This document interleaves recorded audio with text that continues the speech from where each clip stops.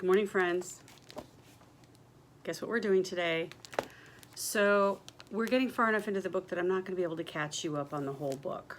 I'm just going to remind you that we left off, Kate and Tom were at the train yard picking up their cars that they ordered from Uncle Herbert, and they were going to sleep in one of the sleeper cars. So this is the next morning. Chapter 8, Tickets Please. Kate woke up to the soft, clickety rhythm of a moving train. Morning sunlight streamed in through the little window of the sleeper car. She sat up. For a second, she had no idea where she was. Then it all came rushing back. Her birthday, the train, Uncle Herbert, the animals, everything. So fast it made her head spin. She peered through the peephole into Tom's room. It was a mirror image of her own, except that it had Tom in it, and he was still asleep. Kate opened the window. The morning was cold and clear and smelled like snowy woods. Ahead, the Silver Arrow was puffing out gray smoke and white steam, and behind them a proper train stretched out now. The cars were all different colors, black and white and pine green, sky blue and brick red and bulldozer yellow. One of them, painted a deep indigo blue, was a yard taller than all the others. She counted them, 15 cars. Wherever they were going there in a real train. There were clothes in the closet, which was good, because her old clothes were way too light for winter, which now it apparently was. They weren't especially clean either, though the new clothes were a little odd. A white blouse, thick gray cotton overalls, and a matching blazer. There was also an old-fashioned looking black winter coat made out of waxed canvas, with interesting brass buttons, and a pair of excitingly grown-up looking steel-capped boots that would be exceptionally good for kicking people with, if for some reason that became necessary. She put the clothes on, all except for the coat, and made her way to the dining car. One of them, assuming there really were two. Remember they asked for 2 dining cars and 2 kitchen cars? Good thinking. The buffet was laid out for breakfast. She took scrambled eggs, granola and yogurt, and some berries, bacon, toast with butter and peach jam. Both the bacon and toast were slightly charred, which happened to be how she liked them, plus a big glass of fresh orange juice. She felt kind of greedy taking all that, but it was made already, so she figured she might as well eat it. She laid it all out on a table by the window, and then she went back to the sleeper car and got a book from the little shelf over the bed. For a certain kind of person, there is literally nothing nicer than eating breakfast by yourself on a moving train with a good book, and Kate was one of those people. She was feeling something, a new feeling. Not even a feeling exactly, more like she wasn't feeling a lot of things that she was used to feeling. She wasn't tired or bored or frustrated or wishing she were somewhere else doing something else. All that was cleared away. She still had basically no idea what was going on, but she knew she was free to be herself, right here, right now, in this moment. She couldn't wait to find out what was going to happen next. The train slowed down. They were almost back at the station from last night. Tom came in, yawning, still in his pajamas, chewing on a piece of bacon. "You think we're supposed to be doing something?" he said. "Probably. I don't know what, though." Click. Bing! Remember what that sound means? That's how the train talks to them. There was another one of those scrolling pieces of paper in the dining car right by the door. Kate hadn't noticed it before. "Yes, you're supposed to be doing something." "Well," Tom said, "do you want us to guess?" "That would be nice, but you'd only guess wrong. We're coming to the station. Go to the passenger cars and take the passengers' tickets." Oh, that did make a lot of sense, and it didn't sound that hard, at least in theory. In an alcove by the door to the passenger cars, they found 2 conductors' hats, which somehow looked a lot less dorky now, and 2 of those mysterious metal hole punchers that train conductors always have. Both hats had the words, "The Silver Arrow," stitched on them in little letters. Silently, they placed the hats on their heads, then they frowned and swapped hats. Better. "Hey, how come you get a uniform?" Tom said. If there was one thing Tom hated, it was when Kate got something and he didn't. It was childish and selfish, and Kate felt exactly the same way. "It was in the closet in the sleeper car. Didn't you look?" "No." Brakes squealed, and the train stopped. "Well, it's too late now," she said. "You'll have to do it in your pajamas." Ugh! The doors opened. The platform was still full of animals, patiently waiting. She wondered if they'd been there all night. Maybe animals didn't get bored. They began to file into the train. Even by human standards, they were incredibly polite.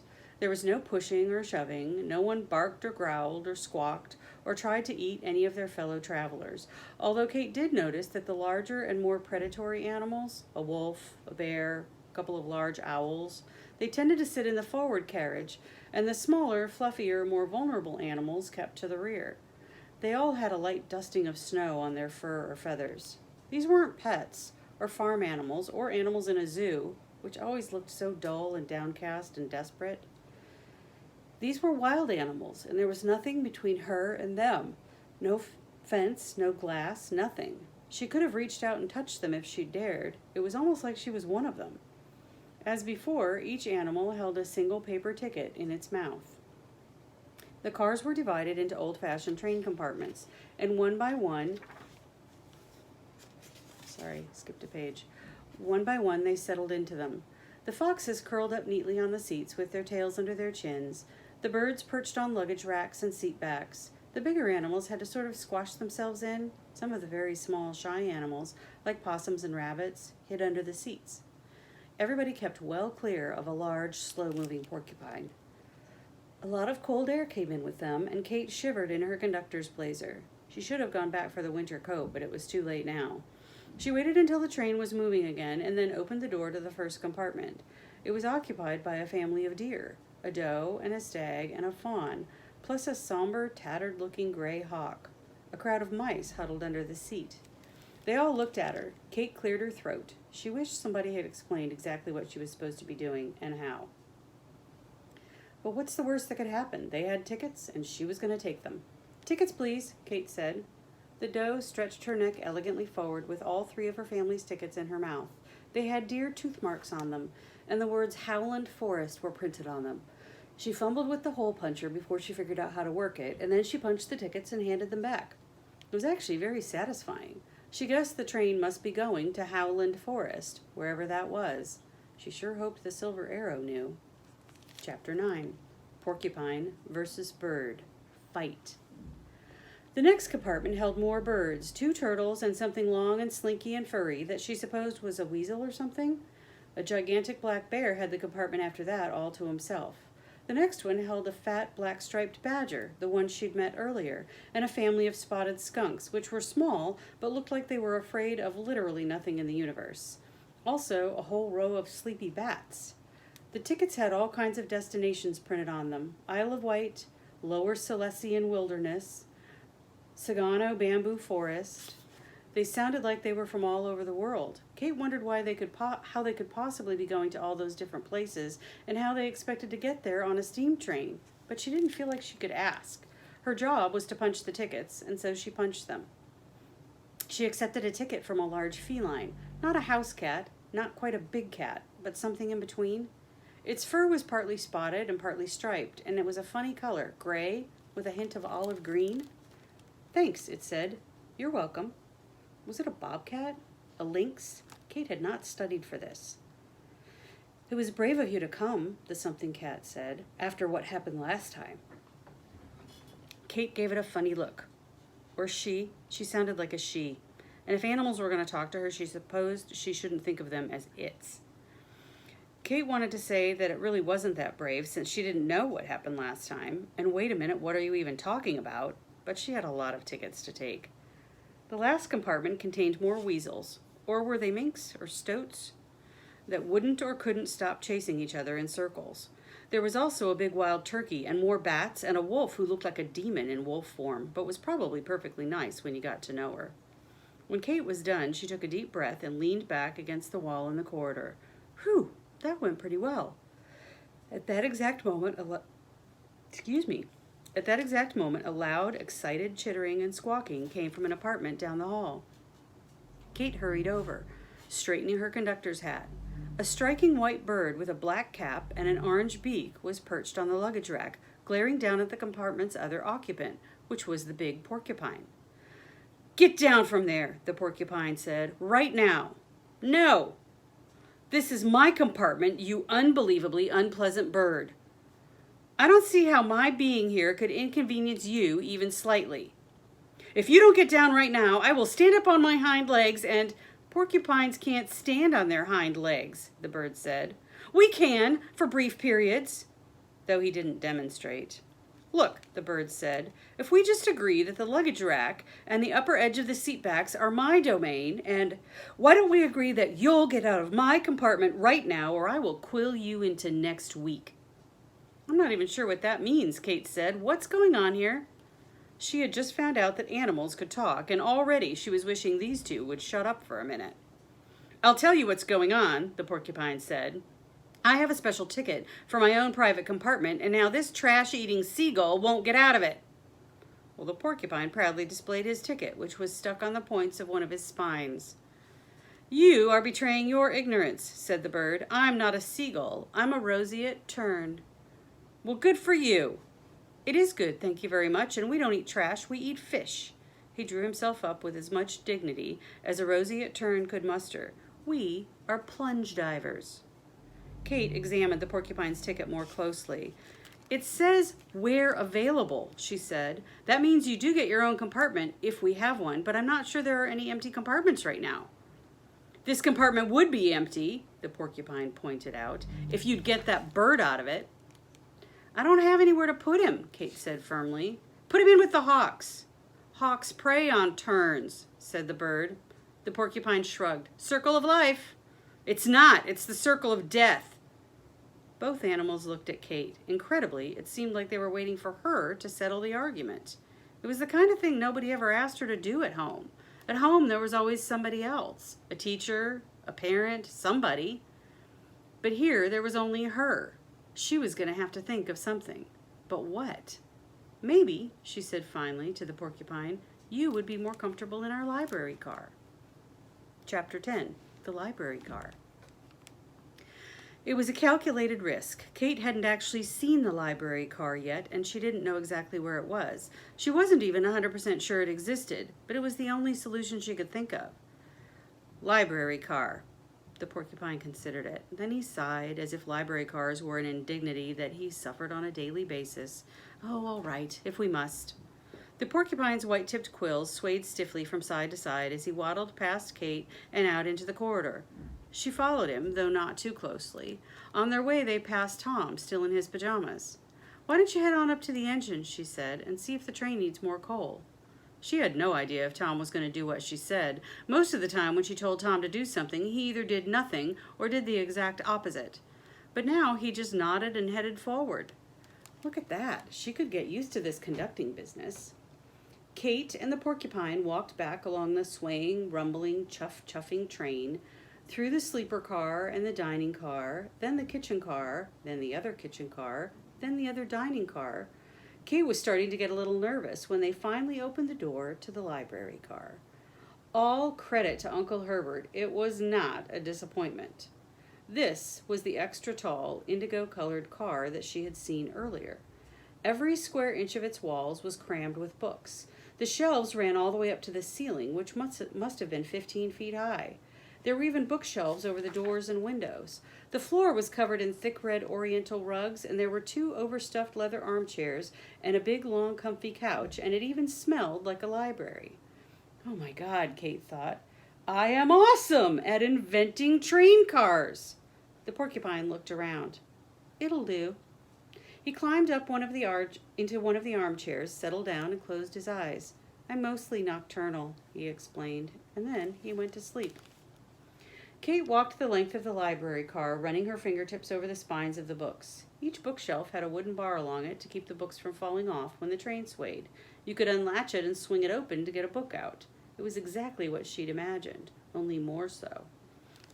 She skimmed a few titles. It was an incredibly random bunch of books. Fat, dignified old hardcovers, big skinny picture books, cheap paperbacks with spines so worn that you couldn't read the titles anymore. There were guides to identifying moths in distant parts of the world, and multi-volume sets of the complete letters of people with long, unpronounceable names, and romance novels, and thrillers and horror stories with creepy one-word titles like The Trees and The Leaves, and important grown-up novels that she mentally reminded herself to skim later for interesting and or bad words. And every once in a while, like a friendly face in a crowd, there were the kinds of books that Kate liked. which fell into two general categories. One, books about science, and two, books about ordinary people who find out that magic is real. Kate took down a promising-looking book from the second category and sat on the couch with it. 20 minutes later, when the hero of the novel was just at the point of discovering that the horrible, abusive private school he'd been transferred to after the unexplained deaths of his parents had a secret school underneath it, accessible via the locker of that one kid who had mysteriously disappeared last year, something alerted her to the fact that she was being watched. It was the cat, the one she'd met before, who was neither a big cat nor a small cat. She must have come in without Kate hearing. Her head had dramatic black stripes, almost like a badger's. Kate really wanted to know what kind of cat she was. "Sorry," Kate said. "I didn't see you there." "I saw you there," the cat said. "For a second, I thought you were a pillow. For a second, I thought you were a large, defenseless rodent." Kate wondered if she should be a little worried. She was definitely bigger than the cat, but she wouldn't have wanted to get into a fight with her. "I guess I was really caught up in this book I'm reading," Kate said carefully. "It must be very good." "It's all right. There's a lot of description. I've been skimming a little. Have you read it?" "No," the cat said. "I'm not here for the books." "Oh, why are you here?" "To be alone. We're not social animals." Kate wondered if that was a hint that she should leave, but she was here first, and it was her train. She tried to keep things going instead. "What kind of cat are you, if you don't mind my asking?" "I don't mind. I'm a fishing cat." "Sorry, but does that mean you're a cat who likes to fish? Or is there an actual kind of cat called a fishing cat?" "The second one." She began licking a large paw. "I'm not surprised you haven't heard of us. There aren't many of us, and we don't get as much attention as the big cats. We're related to the rusty spotted cats and the flat-headed cats. Unfortunate name, that. Although it's true, they have very flat heads. And they eat fruit, if you can believe that. A cat that eats fruit. Also, the leopard cats." "Oh, are leopard cats the same as leopards?" "No." There was another lull. Kate tried to think of something more to say. It was hard to tell what the cat was thinking, though she guessed that was true of every cat ever. "So, what's it like being a fishing cat?" "Oh, you know, we live in swamps and mangrove forests. We hunt, we swim, and we fish, obviously." "Wait, you swim? Like in water?" "Absolutely." It was the first topic that the fishing cat sounded really enthusiastic about. "We love it. Other cats think it's weird, but we don't care. I mean, it's not like we eat fruit." "I can't believe you swim." "Well, I don't like to boast about it. Tigers do it too, but fishing cats probably do it the most. We have waterproof fur. And look," she held up a paw, "our toes are even a little bit webbed." "That is so amazing." The cat seemed pleased. "You said something before about what happened last time," Kate said. "With the train? What did you mean by that?" "Oh, I thought they would have told you about that," the cat said, "as part of your training." "Well, that's the thing. I didn't get trained at all." Maybe she shouldn't have admitted that, but it just came out. "Is that right? How extraordinary." The fishing cat flopped her heavy tail from side to side like a velvet rope. "Well, it was before my time. We live only 10 or 15 years, you know, but I do know that before this train there was another one, and it left one day, and it never came back. I don't know what happened to it, but I doubt that it was anything good." Just then the door opened and two more animals came in. One was a very long, very thin snake with large, alert black eyes and skin so bright green it was almost fluorescent. Kate felt a powerful instinctive urge to run away from it very fast. The other was some kind of large wading bird with long legs and a curvy neck. If pressed, Kate might have said that it was a stork, or a heron, or crane. Were they all the same thing? You think you know something about animals, and then you have to conduct a whole train full of them. Anyway, it was a big fancy bird, and not the kind you see every day. "You mind if we join you?" the bird said. She had a lot of long, elegant gray feathers. "Yes," said the cat. "That's too bad," the snake said, sliding smoothly inside. "It's because I'm venomous, I know." He slithered up into a chair. "It's a common prejudice." I'm not going to keep typing all the extra S's, so just keep in mind that the snake hisses a lot when he talks. "A library car," the heron said. "This is fantastic. Who would have thought?" Kate glowed quietly inside. She would have thought. With two beats of her enormous wings, the heron flew up to perch on a lamp. You always say things are fantastic, the snake scoffed. Well, you never do, she said, so I have to do it twice as much. And anyway, it is. She turned to Kate. Are there any cars with fish in them? I was wondering that too, the fishing cat said. There's no fish car, Kate said, like she would have a fish car, but they might serve fish in one of the dining cars. The porcupine woke up and squinted sleepily at the cat, the bird, the snake, and the human. And I thought I would be alone in here, he said. And now we're here, the heron said. Isn't it fantastic? I would like everybody to be clear, the porcupine said, that I have approximately 30,000 quills on my body. They're mostly for defense, but believe me, they can be lethal. The other animals looked at one another. I don't know about all of you, but I'm very frightened. The fishing cat rolled back onto the couch, paws in the air, and stretched exactly like a house cat would. She didn't look very frightened. Me too, the snake said. I would shut my eyes in terror, but I don't have eyelids. Really? Kate said. How is that possible? I have a transparent scale over each eye, much more elegant than eyelids. But don't you ever want to close your eyes? Not really, the snake said. I do like licking them, though.